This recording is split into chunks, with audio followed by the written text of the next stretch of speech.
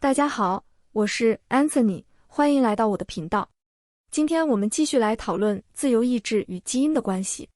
在上期视频里，我们就说到，很多朋友都会有这样的虚无感，就是觉得自己的一切都是被神经机制或基因所决定了的，自己不是发动者，而是被发动者，自我不过是一种被支配出来的幻觉，基因才是那个无处不在的、具有支配力的本体。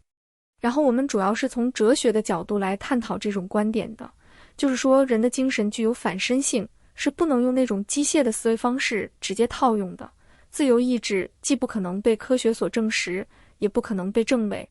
如果将人的自由意志归结为某种物质的实体，那么就会陷入无限追溯的困境。当然，这是一个非常复杂和宏大的话题，值得我们今后反复讨论。那这期视频，我们从基因科学的角度来聊一聊，为什么这种决定论是有问题的。在视频开始前再说一下，如果你有任何想找我探讨和咨询的话题，都可以联系我的邮箱预约。那么继续说回今天的主题。其实在上期视频发出来后，有一些网友给我写评论，表达不同的观点。一个主要的反驳的思路是说，随着某某科学研究的推进，人们发现自由意志不过是一种复杂的现象而已，决定论仍然是真理。我觉得这种反驳没有道理，因为我们已经说过了，自由意志的问题不是一个可以被科学证伪的命题，因为它压根就不是科学研究的对象，也就是可观察、可测量、可重复、可操作。自由意志涉及到一个人最内在的主观体验，这种主观体验是永远无法被外部观察和测量的。你只能观察到这个人有怎样的表情，说了怎样的话，推测他的内心世界是怎样的，但你无法从第一人称的视角完全的把握和预测对方。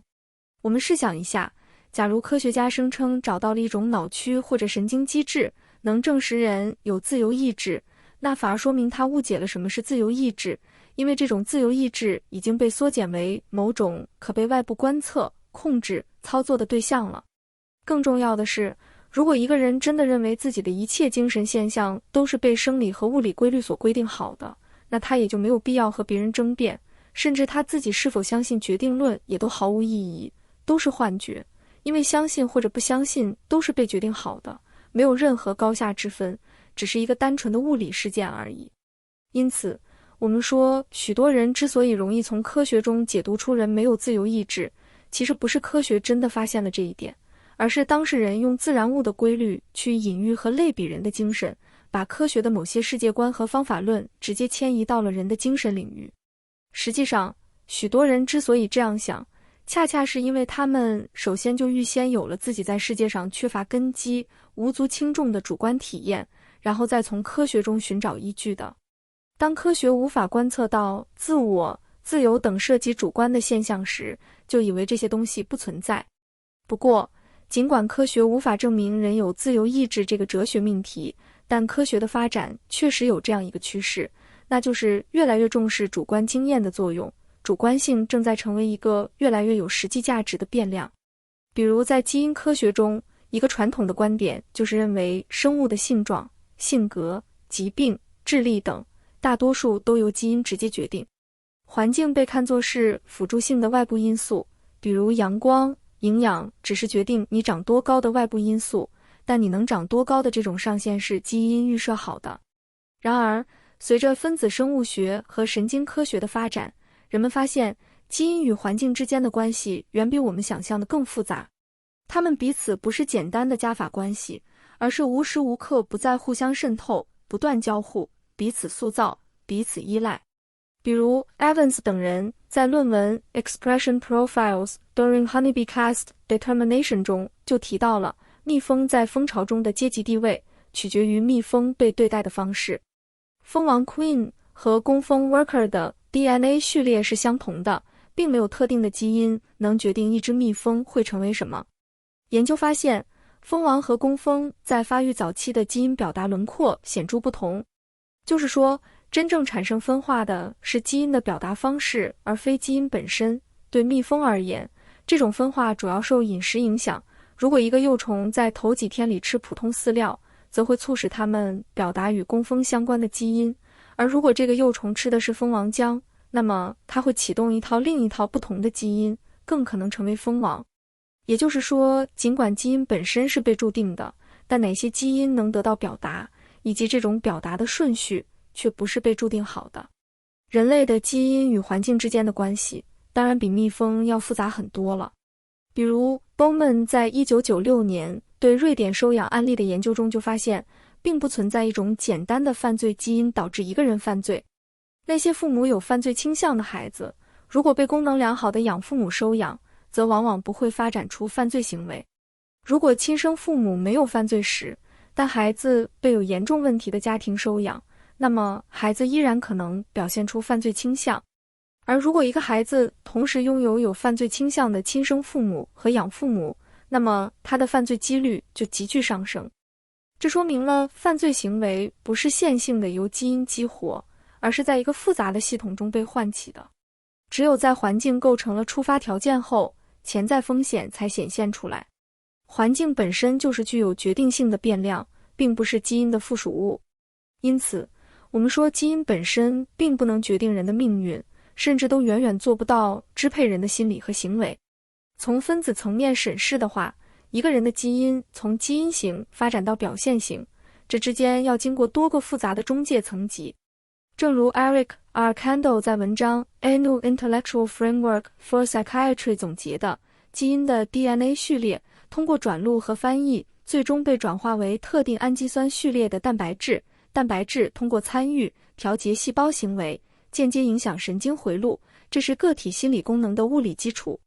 然而，人的心理功能、主观经验也具有反向塑造生理基础的能力。比如学习新事物会导致某些基因被激活，这些被激活的基因可以调控后续的蛋白质合成，帮助构建更多的突触，形成长期记忆。这就是说，人的心理活动与基因表达之间是动态的交互关系，而非线性单向的决定关系。心理与生物并非两个截然不同的层面，而是同一过程在不同层级的表征，它们互相嵌套，互相调节。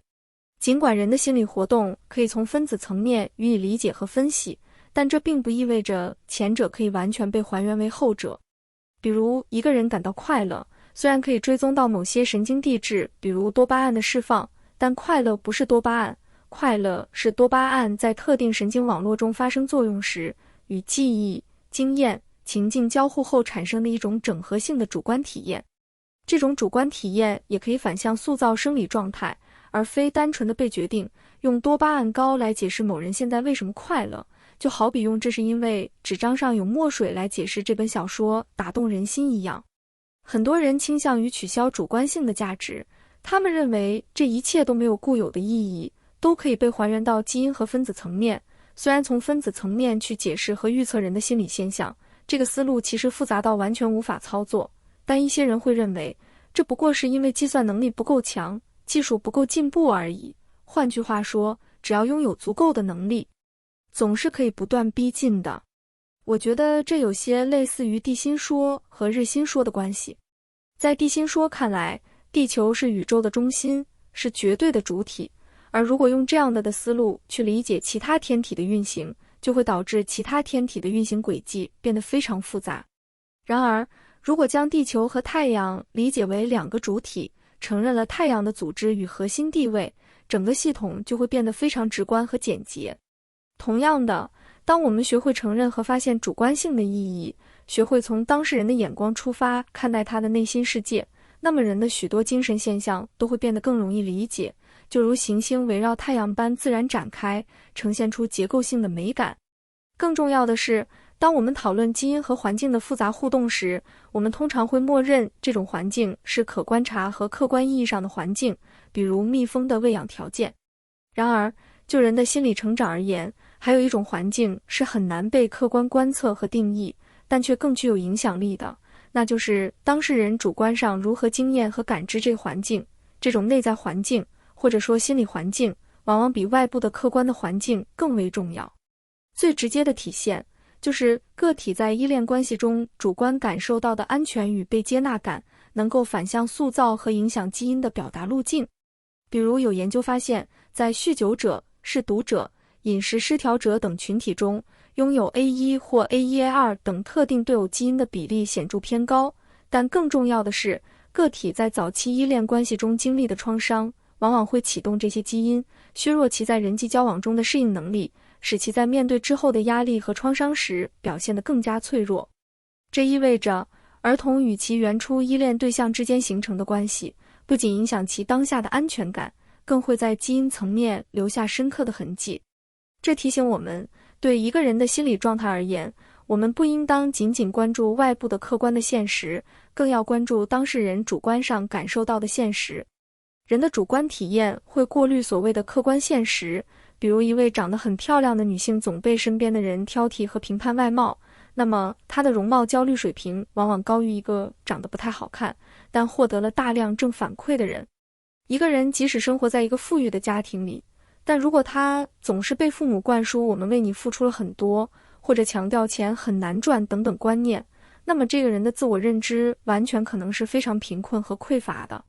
原生家庭的客观经济地位并不能直接预测当事人在金钱和经济上的安全感。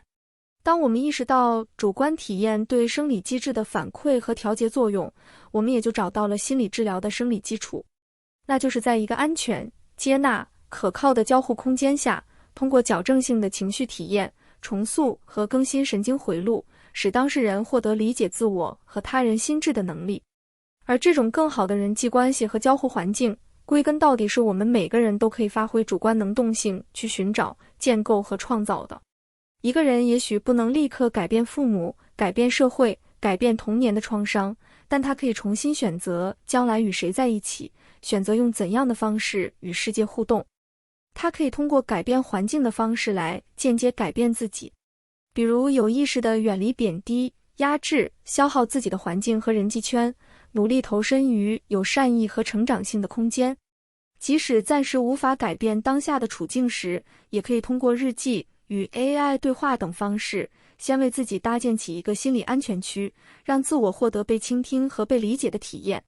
这就相当于我的自由意志在改写我的基因，虽然无法改变基因本身，但可以改变基因的表现型，改变自己的神经回路。因此，当一些朋友说是我的基因让我活下去，是基因让我选择吃饭、睡觉，我没有自由意志，我们应当意识到，这其实是一种拟人化的说法，它并非在讨论科学，而是传达了一种宗教或神话观念。在这种观念里，基因、物质或者粒子仿佛是具备意志和目的一般，对于人的心智具有直接的支配力。这是一种将生物学或者物理学给神学化的表现，当事人试图借用某种科学概念